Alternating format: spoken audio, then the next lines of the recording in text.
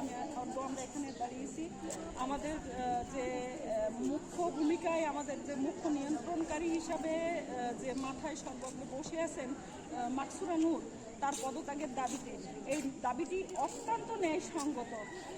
আমি মনে করি একজন মা ছাড়া সন্তানের যে মায়া দয়া বুঝবে, কে বুঝবে? ওনারা শুধু আসছেন এই পোস্টটাকে অবলম্বন করে কিছু আয় করতে, কিছু রোজগার করতে।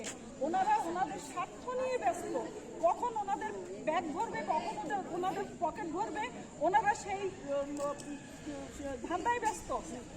নার্সের কোন উন্নয়ন হবে, নার্সের জন্য কি করতে হবে? ওই যে বললাম যে মা ছাড়া দরদ, সন্তানের দরদ কেউ বোঝে না। উনি তো আসলে আমাদের কেউ না, উনি বাইরে থেকে আসছেন, উনি সোনার চামচ মুখে দিয়ে আসছেন, এখানে আসছেন যে আমরা এই সারা মাস কষ্ট করে যতটুকু অর্জন করি আমাদেরকে বেকায়দায় ফেলে একটা রুরাল পজিশনে এমনভাবে আমাদেরকে বদলি করা হয় যে যেখান থেকে যাইতে গেলে আমাদের ওনাদের পাও ধরা লাগে, আর ওনাদের পাও ধরতে গেলে বস্তা ভরে টাকা নিয়ে যাওয়া লাগে।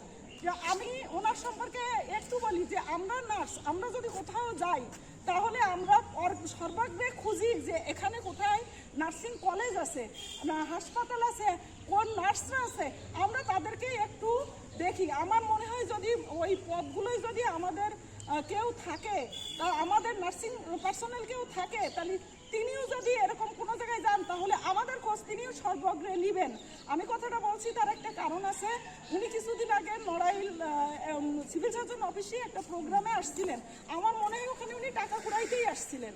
আমি ওনার কাছে গেলাম, যে ওনাকে বললাম যে স্যার আমার কলেজটা তো নতুন, আর আমার স্টুডেন্টগুলো আপনাকে এক নজর দেখতে চাই। সে কোনো মতে এখান থেকে নার্সিং